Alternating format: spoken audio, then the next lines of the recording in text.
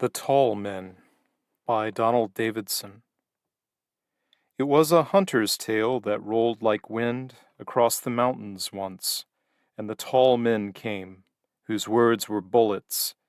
They, by the Tennessee waters, talked with their rifles bluntly and sang to the hills with the whet of axes. Smoke arose where smoke never had been before. The red man's lodges darkened suddenly with the sound of mourning. Bison, cropping the wild grass, raised their heads to a strange wind that troubled them. The deer leaped in the thicket, vainly loathing death that stung without arrows. The great bear, hungry for cattle, nudged the rough logs of an unyielding pen, and returned no more, having seen the fangs of the snarling dogs and the bright knife of the hunter.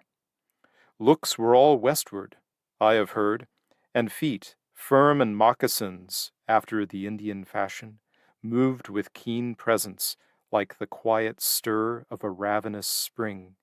The lips of hunters awoke with rumor of far lands till Carolina firesides were restless, till the tall Virginians hated the easy warmth of houses, the too many peopled world.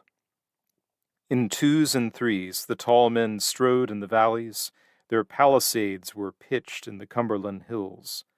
They brought their teeming wives to rock the hickory cradles, and to mold bullets for words that said, "Give way, red man, you've lived long enough. The seed is sown and covered, which like the dragon's teeth in a new soil, will sprout full-armed in tall men who fight with a lazy smile, speaking from long rifles." Something, call it civilization, crept across the mountains once and left me here, flung up from sleep against the breakfast table, like numb and helpless driftwood. Through the trees, where summer morning grows with the threat of drouth, I look back on the centuries, not quite two, rustling the morning paper and watching the clock. On Upper 6th, some Negroes, yesterday, dug up old bones and trash while excavating fundaments for the latest towers of Babel. An Indian grave, the state geologist says, with beads and bear-tooth necklace and a few chipped flints and pots. Another grave? What's that to me, who have my teeth to wash and a cigarette to light before I catch a car at 8:15, with a paper folded neatly in my coat pocket? I must remember always to look before crossing. A man was killed on this historic corner the other day for failing to look while civilization crept upon him with rubber wheels and a stench of gas. But here no Indians lurk. The motorman knows perfectly what I want. The prisoned air, steel, and electricity obey the wrist, and my soft, proud body is borne on the smooth parallel rails into a city hoarse with 9 o'clock, which brings the swiveled chair, and to the hungry brain the pelt of typewriters. Some sort of battle, would you call it, where words pass for bullets, dabbled in a scribble of ink? Now here the hero sprawls, while a little man purrs in a patent tone of voice and a sleek, copyrighted smile. He has a northern way of clipping his words, and with an inevitable curve of an arm in a business suit reveals cigars in the tribal code. Then we were wreathed in smoke, like friends. He says, "You are so tall, you men, you Tennesseans. I've never seen so many tall fellows riding in elevators. What makes you, then, so tall? Is it the cornbread and the buttermilk? Or is it in the air? Or is it in having to climb so many hills that makes you stretch your legs?" Why, since you ask, tallness is not in what you eat or drink, but in the seed of man. And I am minded, remembering an Indian grave, to speak as only I can speak of what I am. What were the loins that begot me? What the breasts that suckled me in danger? What the blood, running rebelliously within me still, of the tall men who walked here when there were no easy roads for walking or for riding? The curve of Mill Creek, with its throat of moonlight, dazzled McCrory's eyes and made him dream of how a girl's neck looked against the gray homespun at candle lighting time. Such fleshly thoughts were not his business, and yet he thought them, gazing below his perch at the dark logs of the station and the roof, beneath which Phoebe slept, with her warm neck curved on a pillow. Outside it was cold and tedious bother watching for the Indian, who had not come and would not come, perhaps, for it was already past the full of the moon. The spies had skinned the country, all for nothing. If he was any judge, it was plumb queer the way Buchanan had his dander up and kept 15 strong men away from harvest, waiting for Creeks and Cherokees to come. Why couldn't he take the word of Indian fighters, who'd never yet guessed wrong? McCrory's feet ached with the cold. He scuffled them on the bark. The sentinel in the opposite shadow leaned lazily in his tower. The leaves of autumn roared and drooped, and the moon was midnight high. A spatter of hoofbeats in the bottom grass broke upward to the fort. McCrory jerked away like a cat and saw a straggling herd of darting cattle, wild and snorting, crash through the plum thickets and blackberry bushes. What had startled them? Maybe a prowling bear or a nosy wildcat. Maybe something else, a nosy Cherokee or Creek. His rifle slid on the steady logs. McCrory peered. And there they were, the painted devils, slinking across a patch of sedge. His rifle split September midnight dead in two. He saw a feathered topknot sag and crumple. God, a good shot. Now get reloaded quickly, ram and fire again, while in the bare closure of palisades the tall forms raced madly with rifles, tall as a man, to station, speaking hotly into the moonlight greetings one-syllabled that were not gentle. Then the hunters remembered their boasts, and useless they thought was the life on earth of the Creek and the Cherokee. Unakata drooped already with neck bubbling his blood, and Talatiski tripped like steer beneath the axe when the bullet grunted home in his breast. Easy shooting, they said. Laying a cheek against the stock and slowly drawing a bead, they felt the steel grow hot against their hard palms, looked and fired and looked, while Sally Buchanan ducked beneath the loopholes, bringing them powder and ball and pouring whiskey out of a gourd. The bullets ripped and smacked against lean hands that had forgot to flinch, and eyes that spotted flashes in the bush. But now a torch lunged forward on the arm of Kiachatali, the chief whose life was charmed, despised the white man's rifles as he ran, leaping as a deer leaps, climbing as a squirrel climbs. He topped the flat, low roof and poked the flame against the tindery bark. While the lead spattered and the red devils whooped, the hunters cursed and fretted when their bullets fell weak against the Indian medicine. They could not draw a bead. McCrory said, "By God, I'll get him yet," and climbed his perch, again hurling his cap across the logs and spitting for luck. He laid the barrel steady, smoothly gripping the trigger. The Indian jumped like a stricken deer. His falling arc of flame dashed on the groundward logs. McCrory strained in an awkward cramp to get a second bead, while the dark form was scuffling desperately to blow the dying torch.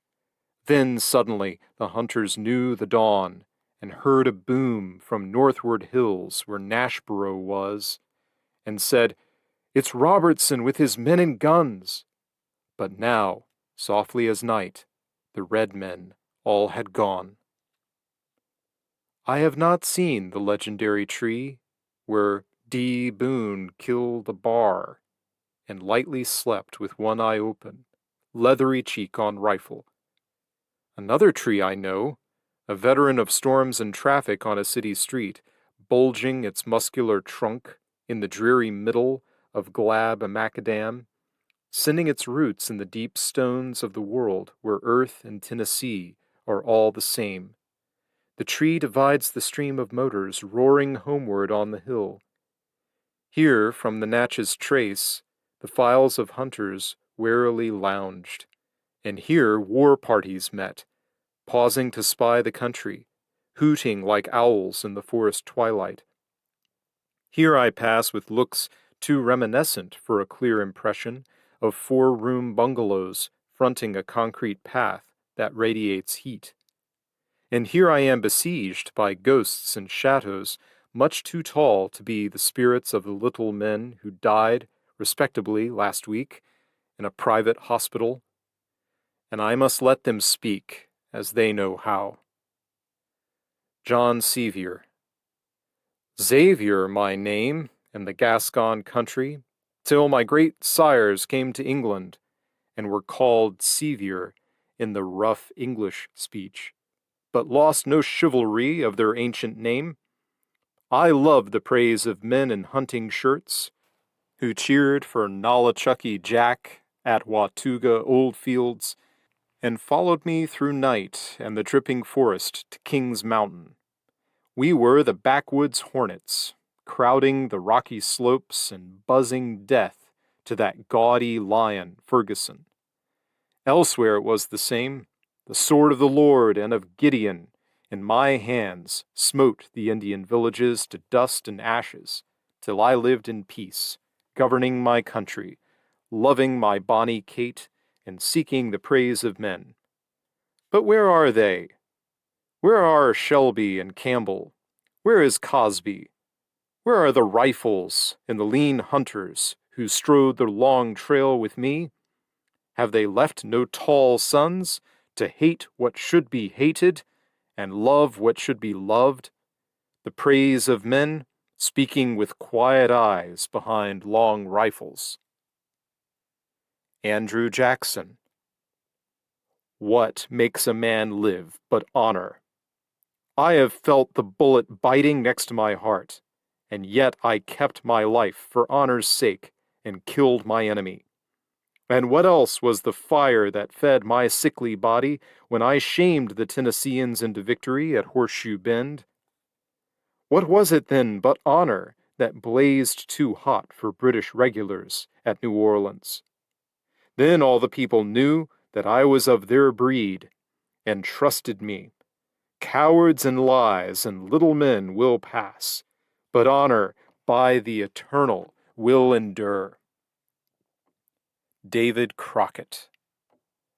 The corn shuckings and square dances, the fiddles, the barrels of gin and whiskey, the jerked venison, juicy bear meat, hot corn pone, molasses, and the girls giggling in corners.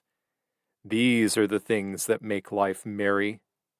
But there came a time when I neglected them all, and we made merry, my Betsy and I, at a different kind of party, playing with powder and ball at the Alamo. I regret nothing, not even the lies and jokes I told in Congress. But what is this I hear? Tennesseans, have you forgotten the songs of old Zip Coon and Turkey in the Straw? These are the words of ghosts. I was not there, at Talladega, Horseshoe Bend, Kings Mountain, not at Suwanee, Mobile, or Pensacola in days when men were tall. I have not eaten acorns to still my hunger or followed the warpath after a fiery leader tough as the hickory. I have not heard the cry of the owl at night with dreadful understanding. I have not seen a friend plunge, furred with arrows, across his plow, or heard the scream of a woman snatched from the hearth by painted warriors. And when it was misty dawn, I was not by the ragged breastworks, priming my rifle, hearing the British drums beat. I have not sung old songs or danced old tunes. I have read a book. I have loitered by graves. I have trod old floors, tiptoed through musty rooms, and glanced at letters spread under glass and signed, "Your obedient servant," and wistfully conned old platitudes in stone. But shall I say the praise of men, bright honor, the songs of my own race, and the ways of fighters, are something read in a book only, or graven only in stone, and not in the hearts of men? Speaking with words for bullets, politely now, I move on rubber heels, dividing parallel grooves on the swept sidewalk. I, with an evening paper folded neatly in my coat pocket, salute the tree, and walk, a veteran of storms and traffic, home, where windows bloom with mellow lights against a square slab of buildings. This is dusk, where tall men, humped on cushioned seats, glide home impatiently, feet in immaculate leather, silk encased, urge down the throttle gently, speeding with effort only of ankle and wrist. 7 o'clock in the 20th century is the hour of supper, not the hour of prayer. And something, call it civilization, turns a switch. A fan hums pianissimo, blowing old ghosts to outer darkness, where the bones of tall men lie in Tennessee earth.